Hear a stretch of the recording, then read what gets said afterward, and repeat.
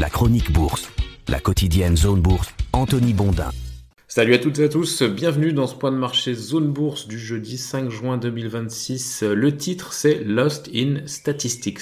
Et oui, parce que deux mauvaises statistiques aux États-Unis hier et les investisseurs ont remis en selle une baisse de taux de la Fed en septembre. C'était quand même insuffisant pour leur redonner complètement le sourire dans un contexte de bras de fer législatif aux États-Unis et de tensions sur le commerce international. Aujourd'hui, la journée sera marquée par une décision de politique monétaire du côté de la BCE qui sera presque sans l'ombre d'un doute une baisse de taux d'un quart de point. Hier, le S&P 500 américain a progressé pour la troisième fois consécutive, mais ça s'est quand même joué à un cheveu puisque l'indice a terminé sur un gain de 0,01%. Cette indécision, elle reflète les informations contradictoires qui ont été envoyées hier par les statistiques macro qui se sont empilées outre-Atlantique, statistiques agrémentées des habituels soubresauts politiques liés à la présidence Trump. En Europe, la poursuite du changement de paradigme budgétaire en Allemagne a soutenu les indices. Le chancelier Merz a en effet annoncé des allègements fiscaux qui représentent 46 milliards d'euros pour les entreprises afin de relancer l'économie outre-Rhin. Le Stoxx Europe 600 a donc repris dans la foulée 0,5%. Il porte ses gains en 2025 à 8,5% environ.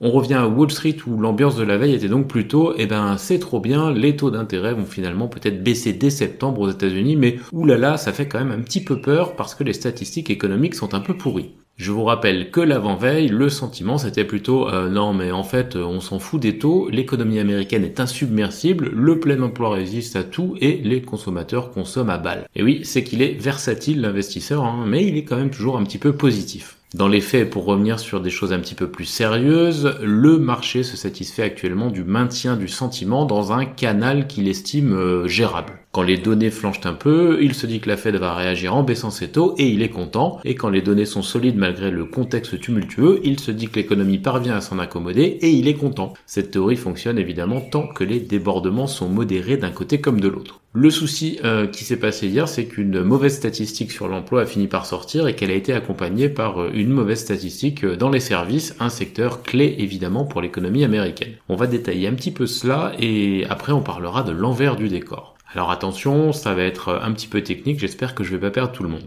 Sur le front de l'emploi, le rapport de l'Institut ADP qui évalue les créations de postes au cours du mois écoulé a montré que les effectifs privés n'ont progressé que de 37 000 personnes en mai aux États-Unis et ça c'est 3 fois moins que ce qui était prévu puisqu'on était sur un consensus autour de 110 000. C'est donc ce que l'on peut appeler un très gros trou d'air et un indicateur qui va un petit peu à l'encontre, il faut bien le dire, des autres enquêtes sur le marché du travail qui démontraient une certaine résistance. Par conséquent, il tombe comme un cheveu sur la soupe et constitue un présage plutôt funeste pour la stat mensuelle officielle qui est attendue demain. Bon, sauf que ces derniers mois, l'ADP a un petit peu de mal à suivre les données officielles. L'indicateur reste valable sur un pas de temps un petit peu plus long, mais ses variations mensuelles sont plus erratiques que la statistique du département du travail US. Dans la même veine, le marché a pris acte hier d'un indicateur ISM des services américains très en deçà des attentes, du genre qui a fait dire à certains observateurs « Oh mon Dieu, il faut baisser les taux ». Mais là encore, il faut relativiser les choses. Il se trouve que deux indicateurs coexistent pour prendre le pouls de l'économie américaine dans le secteur manufacturier et celui des services. On a d'un côté l'indicateur ISM et de l'autre l'indicateur PMI. Or le PMI,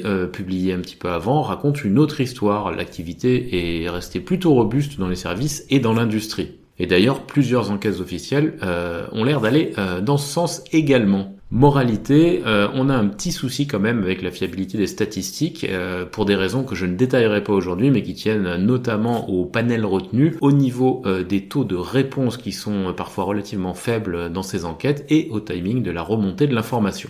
On aura quand même un premier test dès demain avec donc les données mensuelles officielles sur l'emploi en mai outre-Atlantique. Ça permettra de confronter le trou d'air identifié par l'étude ADP avec la réalité, en tout cas avec la réalité statistique. Mais bon, pour résumer tout cela, on va retenir que hier, la combo des deux stats a fait reculer les rendements obligataires, remonter la cote d'une baisse de taux de la Fed en septembre et aussi, il faut bien le dire, un petit peu inquiéter sur la vigueur économique américaine. Après cette longue digression au milieu des indicateurs macro, on va revenir aux faits saillants de la séance et à la mi-journée, c'est la Banque Centrale Européenne qui tiendra la vedette. Elle va réduire ses taux d'1/4 de point. Je suis assez affirmatif parce que ça ne fait pratiquement aucun doute dans la mesure où l'inflation dans la zone euro est tout à fait compatible avec un assouplissement monétaire. Pendant ce temps, les républicains se déchirent sur le budget. Alors les républicains des États-Unis, pas les nôtres qui se déchirent aussi mais sur d'autres sujets, c'est la belle loi fiscale de Donald Trump qui est jugée laide par une partie de son propre camp, dont d'ailleurs Elon Musk, qui est souvent le plus bruyant des républicains actuellement. Il multiplie les attaques contre elle. Il a même exhorté les Américains à faire pression sur leurs représentants pour tuer le projet qu'il juge en contradiction totale avec l'objectif de réduire les dépenses. Un responsable de la Maison-Blanche a qualifié ces propos d'exaspérants, mais un autre, un peu plus diplomate, a estimé qu'il s'agit d'un désaccord parmi d'autres dans une relation par ailleurs cordiale. La durée de vie du par ailleurs cordial reste toutefois à déterminer. Le bureau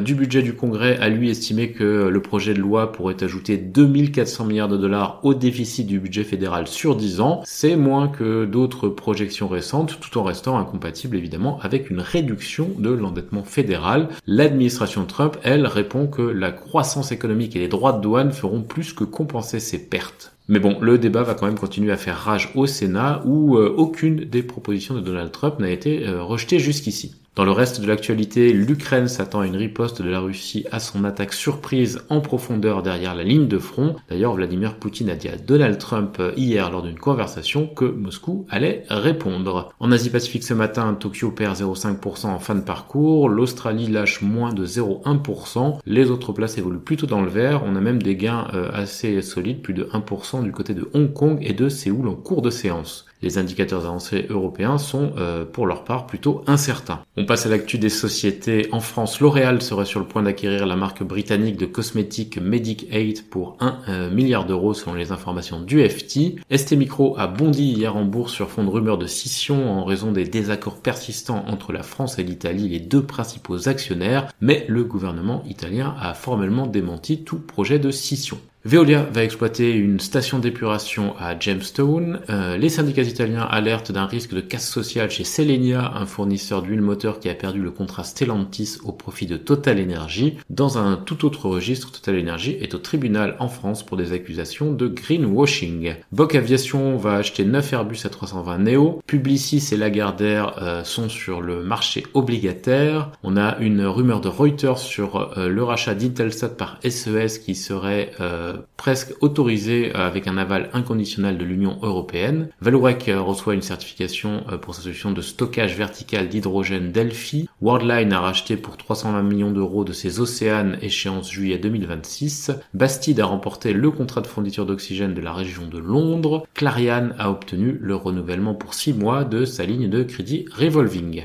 On a aussi des petites actus du côté de Homer de QGIS, de HDF ou encore de Solution 30. Ailleurs en Europe, ThyssenKrupp prévoit de céder 49% de sa division de défense TKMS à ses actionnaires via une IPO qui aura lieu d'ici la fin de l'année. L'offre de BPER Banca pour Banca Popolare di Sondrio se déroulera du 16 juin au 11 juillet. Par ailleurs, Blackstone va acquérir la société immobilière britannique Warehouse Rate. En Suisse, Burkhardt Compression dépasse le milliard de revenus annuels et on a appris l'arrêt du projet d'introduction en bourse de Cobalt Holdings à Londres. En Amérique du Nord, Chart Industries et Flosser vont fusionner dans une opération à 19 milliards de dollars. Kimberly-Clark s'apprêterait à vendre ses activités dans le domaine des mouchoirs à l'entreprise brésilienne Suzano pour 3,5 milliards de dollars. C'est une info du Wall Street Journal. Et Amazon va investir 10 milliards de dollars en Caroline du Nord pour développer son infrastructure de cloud et d'IA. Amazon qui se préparerait à tester des robots humanoïdes pour les livraisons selon The Information. Enfin, CrowdStrike a reçu des demandes de renseignements du ministère américain de la Justice et de la SEC concernant la comptabilisation des revenus provenant de certains clients. C'est